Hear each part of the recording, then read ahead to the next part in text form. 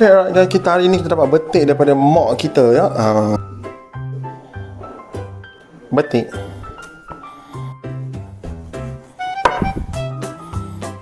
Betul ke potong ni?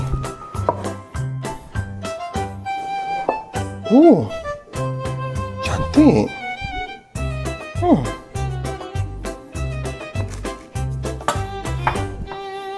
Tapi boleh makan ke macam ni? Biasa betik ni aku masak ni je, masak air.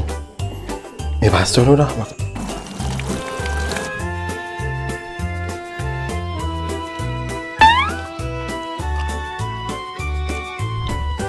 Oh, tak boleh.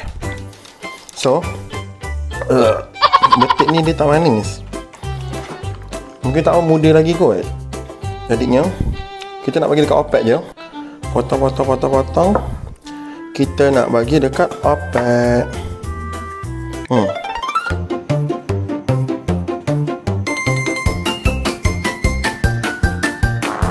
Inilah dia anak-anak kawan ya. Sugar glider ni ya. Baju dia bukan main besar ketiaknya tu.